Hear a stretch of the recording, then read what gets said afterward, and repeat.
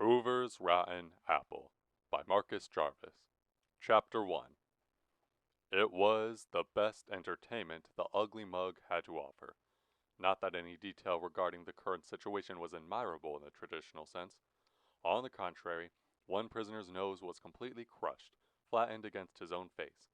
From his now vertical nostrils spilled a flow of blood so plentiful it soaked his striped pajamas entirely. Another prisoner had a chain wrapped around his neck. His desperate gasps for air were heard from every courtyard corner. Only the cake of white powder plastered to the choking inmate's face was preventing his mulberry-colored complexion from being visible. Everyone in the courtyard was covered from head to toe in the floury substance. The more one sweated, the more powder gravitated towards them. No, the true entertainment was not in the fight itself, but instead in the courtyard guards' shocked expressions. The guards stupidly circled the four fighters, but were too afraid to take any action. Surrounding the guards was a peanut gallery of amused inmates, who were the source of a never-ending dialogue of profanity and ridicule. Sock him in the jaw. Get him in the groin. I place 10 cigs on the meaty bastards. I place 15 on the bald one. Based on the guards' confounded expressions, one would assume that this type of fight was a rarity, a once-in-a-lifetime event as unpredictable as a ghost spotting. In reality, the situation should have been as expected as a clock tower's midnight chiming, and it was the guards who programmed the clock. If it wasn't the guards, it was certainly their boss, Warden Blue. Was it not Blue who installed the buddy system as a way of balancing the peace by binding each well-behaved prisoner to a rowdy one? Was it not Blue who removed every form of leisure activity from the ugly mug courtyard? No more baseball diamonds, no more perambulating. All the inmates were given was an endless supply of rocks and a sledgehammer to crush them with. Yes, it was Blue and his guards who enforced those policies, which led to deadly fights, just as 2 and 2 leads to 4. Each time the fight reached its climax, the stakes heightened considerably. For example, when one fighter grew tired of throwing fists, he produced an amateurly constructed shank. When the shank's blade broke, he grabbed hold of a guard's withdrawn gun. As the prisoner fired onto the guards, Dale felt a tug on his chain. It was Elmer, the prisoner Dale had been chained to. Hey, Dale, quit watching that fight and look at this. Elmer whispered, completely submerged in his own world, oblivious to the tension taking place on the courtyard's other end. What? Dale asked, uninterested. He was standing on his tippy toes with his uncuffed hand placed over his brow to deter the sun's blinding brightness. He was trying to see past the peanut gallery, into the fight's heart. Yet Elmer refused to allow Dale the slightest inch of slack. Every day since their pairing, Dale's back was pressed against the stony eastern courtyard wall, and Elmer was inside the wall, digging his way to freedom. Elmer had been digging long before he was paired with Dale. Every morning he'd start picking away at the exact same spot, using Dale as a lookout and hiding behind the endless smoke of powdered limestones produced by the surrounding inmates. By the workday's end, Elmer would pack the hole with gravel so any inspectors wouldn't notice, and he'd mutter, "Tomorrow will be the day, I can darn near taste it," before heading back inside with the others. Only, based on Elmer's excited tone, tomorrow wouldn't be the day. Today would be the day. "Just look," he hissed, pointing inside the hole. Dale broke from his standing position and began lowering himself to Elmer's level. He maintained a high degree of precaution while doing so, afraid of what might be found inside the tunnel. There would be a stray rattlesnake. About half the ugly mug's population consisted of rattlesnakes, imported by Blue for extra security. Or this would be the beginning of some cruel joke. Worse yet, the crazy bastard might have broken through. "If there's no good in that hole like I think, maybe I should just keep out of it," Dale said. "Jesus Christ, will you man up and look in here? I promise ain't nothing bad is gonna happen. Now please just do it." Unwilling to wait a second longer than necessary, Elmer grabbed the chain binding the two together and gave it a downward tug, making Dale fall to his knees, where he'd be at eye level with the hole. In the beginning, the hole's width was identical to an average city sewer grate. As it tunneled deeper into the wall, however, it funneled down until it was small enough to fit only a fist through.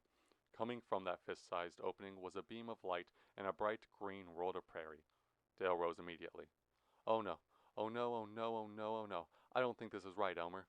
We ought to go tell Warden Blue or something. This ain't right at all." As he spoke, Dale compulsively chewed on his nails despite their unnatural mineral taste.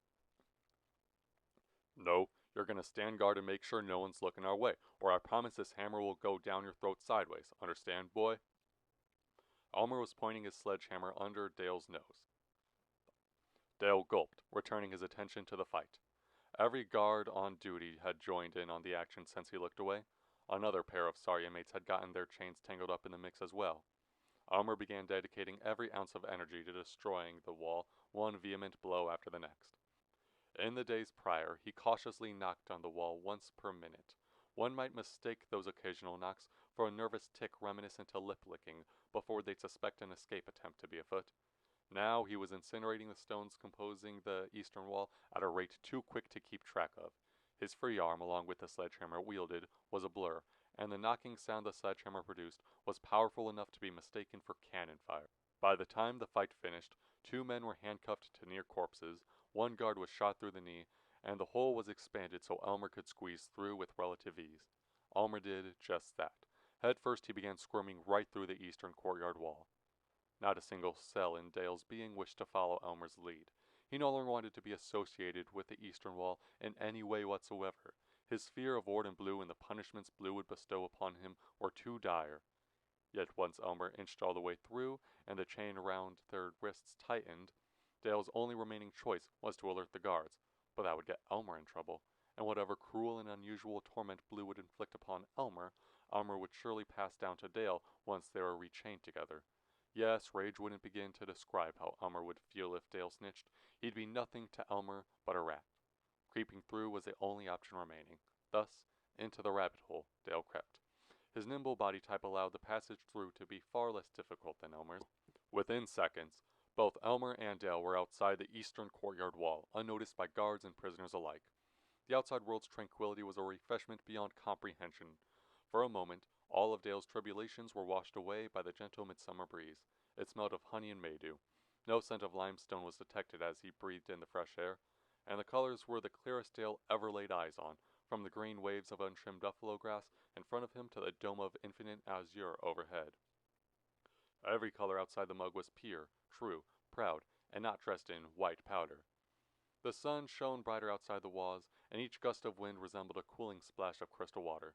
The choir of distant birds were heard with newfound clarity as well, now that the static groans of agonizing prisoners were removed. Elmer paid attention to none of this. While Dale wanted to soak in the scenery with the thirst of a dehydrated sponge, all Elmer wanted was to get away. He dropped to his stomach and began army crawling, slowly disappearing into the prairie until their chain ran out of slack. "What are you waiting for? A written invite? Get on the ground and crawl," Elmer demanded, trying to keep a low voice and sound intimidating at the same time. "Oh yeah," Dale mumbled, carefully lowering himself to the ground. His hands started shaking and beads of sweat sprouted from his brow. It was a bad idea running away with Elmer. He should have alerted the proper authorities when he had the chance. Every fragment of his brain whispered it to him. "No turning back now," he responded to the invasive thoughts. Those 4 simple words terrified him. No turning back now. All the stories and legends regarding the horrible inhumanities Warden Blue sentenced his past mischievous prisoners to flashed about in Dale's mind like a demented flicker show. Only he was the main actor, playing the poor prison boy in every reel.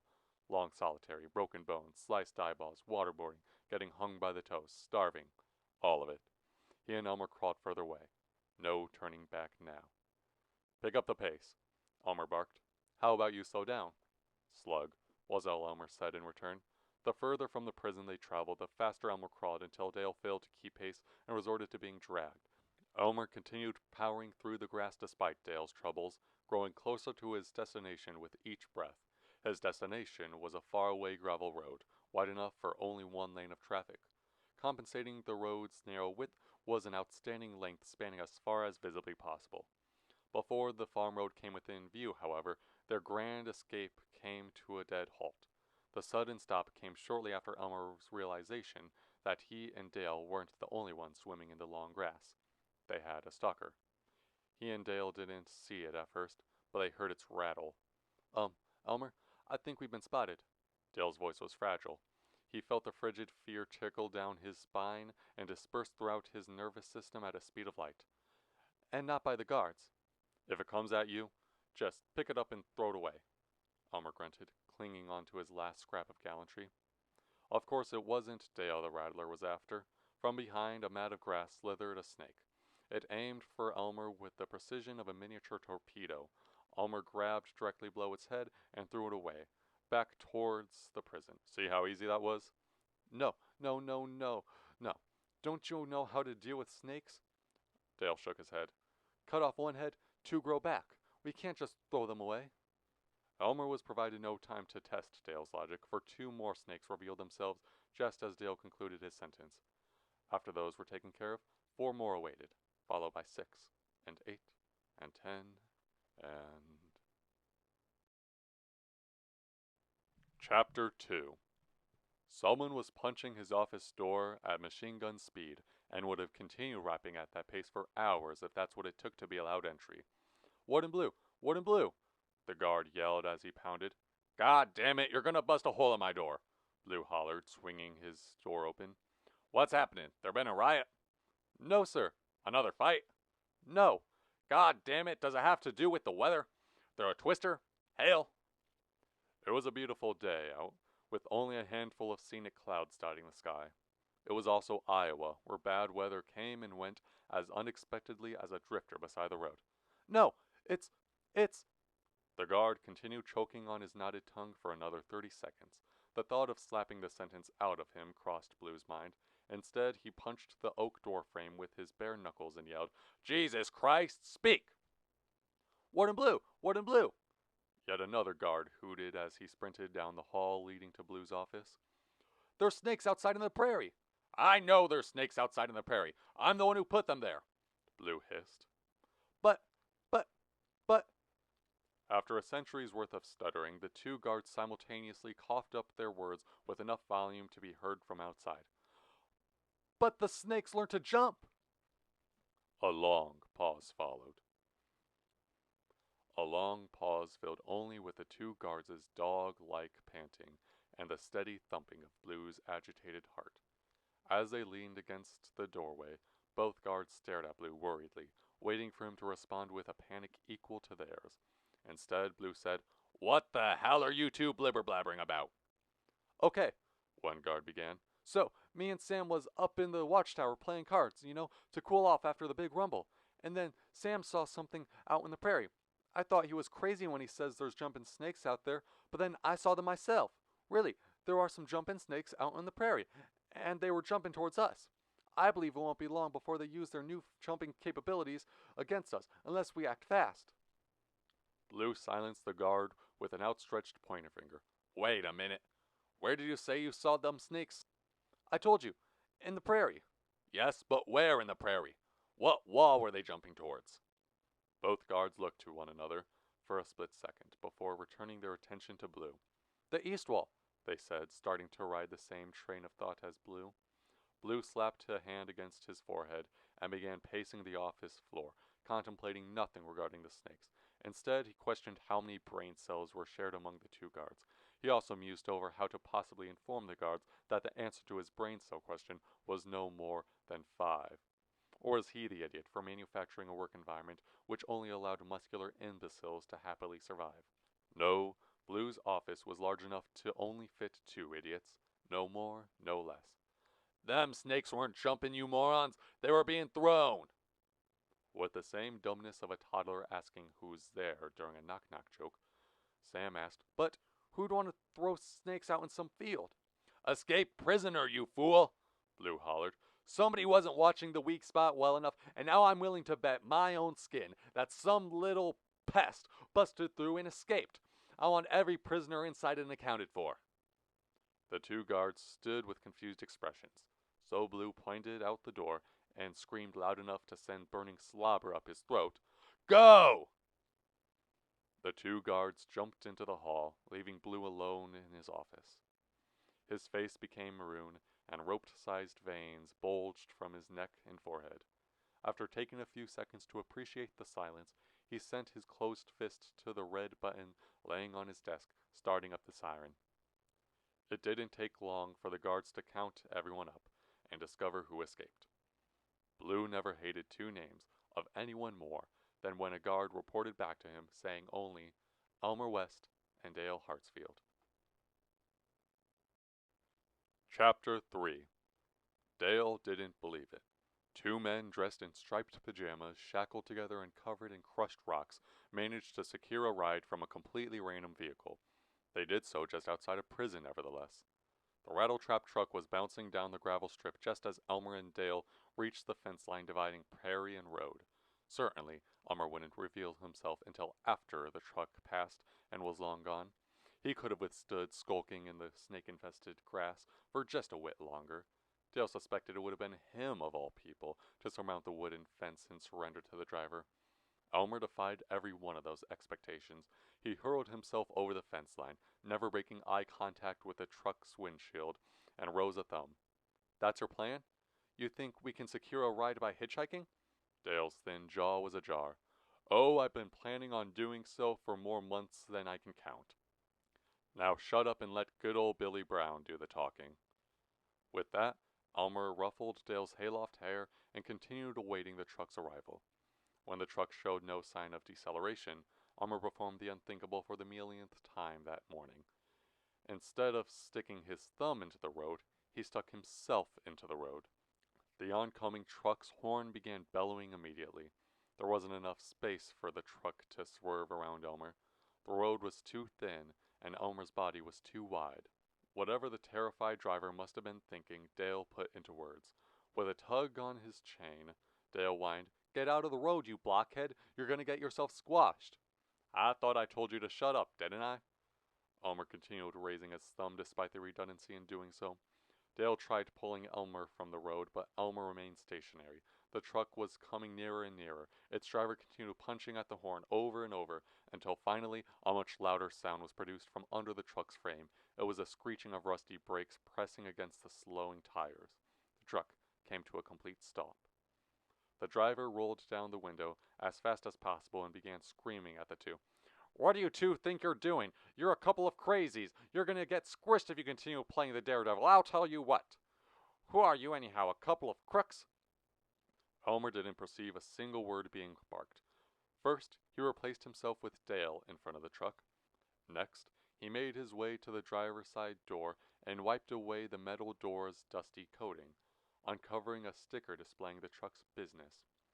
After examining the sticker's information, Elmer rose and cut off the agitated driver mid-sentence, with undisputable confidence. "Oh, you're working for the JC station. Good people down there. Yes, indeed." Every ounce of rage inside the driver was replaced with visual confusion.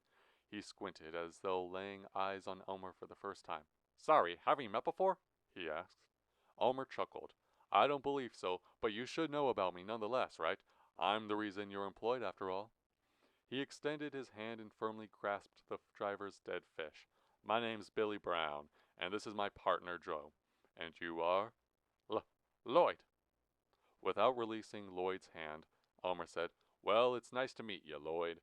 We're bank robbers and charity providers. Our donation to the JC station helped it from going bankrupt and, in return, kept you employed. So thank every penny you made in the last year to us." Lloyd looked to Dale, who was just as astonished by this revelation as he was. "I don't believe it. I would have known if the JC station was running out of money." "Well, you don't have to believe me, but surely you'd believe in your boss, Freddie." "Freddie ain't my boss's name." Elmer's eyes rolled to the back of his head. "Of course that ain't your boss's name. Freddie's the name of your boss's boss. That's how involved I am with the operation." Just as Elmer finished his sentence, the faraway prison siren sounded, drawing everyone's attention to the gray fortress that was far enough away to be covered with an outstretched thumb. Elmer was first to return to their conversation. An extra layer of hurry was added to his voice as he said, "Listen, we don't got a lot of time. If you don't give us a ride, I'll reach out to Freddie, and I'll make sure you're without a job at the JC station for the rest of your existence on this earth. Understand?" The driver's tongue glided across his lower gum line, and he stared at the faraway prison. It would be only a matter of time before a search party ventured into the prairie, looking for the two. He, Elmer, and Dale were all aware of this. Lloyd began cranking his window up. As he did, he said, "All right, Brown. Go lie in the truck bed. Don't tell me where to go, and don't tell me when to stop. I don't want to know where you two end up, in case I get questioned. Just jump out whenever you fancy. Got it?" "Got it." Elmer turned to Dale, who remained standing in front of the truck. Got it, Joe? Dale sighed. Got it.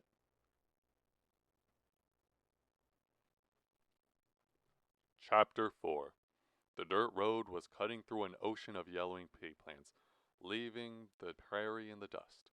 Sprouting from the pea field was a cluster of assorted barns, sheds, and other farm-related buildings. They were far enough away to appear as miniature as a collection of children's toys. All right, Dale, get ready and jump. Whether those barns were Elmer's predetermined destination or a mere improvisation was beyond Dale. He was more concerned about the procedure necessary to exit Lloyd's truck bed. Wait, we're jumping? From the truck? Now? Dale was incapable of fathoming the number of poor outcomes which would arise from two interlocked men jumping out of a moving vehicle, especially one traveling as speedily as Lloyd's. Well, I'm jumping, and you're chained to me, so either you jump as well, or you get dragged out of the truck with a dislocated arm. Up to you. Dale gulped and stood up with Elmer. The two stood on the ledge, Elmer leaning further over than Dale. Alrighty, we jump on 3. Ready? Ready as ever. Dale lied. 1 Mississippi?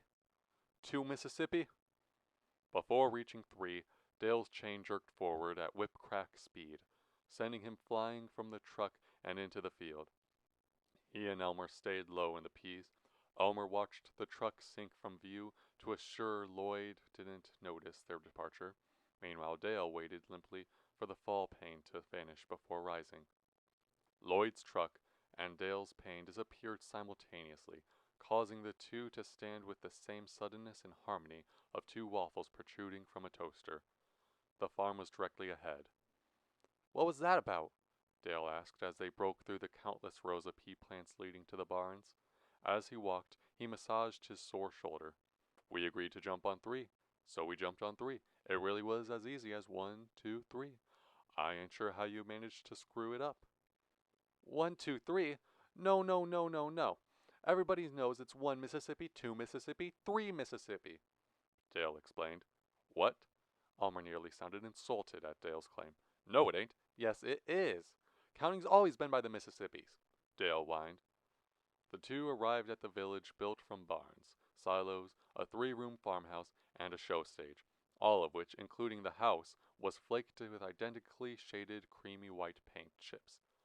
All was empty, decayed, and surrounded by an uncut lawn, made not of grass, but of golden dandelions, towering ragweeds, armies of clovers, and countless other plants, which were dead and withered beyond recognition. Aimlessly, they wandered along the gravel path connecting each building to one another. The path was built from limestones, undoubtedly imported from the Ugly Mug.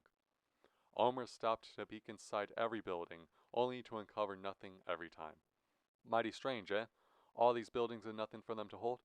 Dale mentioned, hoping to break the otherwise depressing silence. Huh? Oh yeah, it's like a ghost town, Elmer said. What are you looking for? A hammer or snippers or something capable of busting us out of these chains. I should have brought my sledgehammer along, but I wasn't expecting the farms to be so empty. You know, I reckon I know what happened here. I bet someone built all these barns and such, hoping to have the best farm of the plains. Then came the crash and all, and them farm folks ran out of money. Then I think the cost for owning and maintaining this many buildings got so high, and they had to pack everything up and hit the road. Don't you think? I guess the nation is going through a drought, aren't we? Drought makes it hard to have roots anywhere, even here. How about you? You got any roots? Elmer slowed. His pig-like eyes met Dale's, whose eyes contained much higher emotional array. I just said nobody got roots, including me. I ain't got no land. Or no family. Never have, never will. I don't want to stick to nothing. He scanned the interior of a corn crib, except for a moldy bee can, a muddy blanket, and a spoiled magazine. It was as empty as the rest. Well, hell, I'll be darned. Looks like we found ourselves the jackpot, Dale cheered, despite the crib's desolation. With the ball of his foot, he carefully spilt the can's contents onto the crib's compact dirt floor. The can had been brimming with needles, nails, and pins. Now, I may be a little rusty at this, but with 2 perfectly sized pins and enough time, I'll be able to pick these locks easy peasy. Elmer slapped his knee and said, Jesus H. Christ, the boy has a use after all. Within 10 minutes, Dale and Elmer were allowed to stand more than 7 feet away from each other for the first time since their pairing. Welp, the smell sure as hell improved now that you're away from me, Elmer said, lowering the chain as though it were a dumbbell in his newly freed arm. Its weight increased drastically without Dale to share the load with. Speaking of which, aren't you tired of these PJs smelling of sweat and rocks? How about we get ourselves some new clothes? I saw a line out back by the house.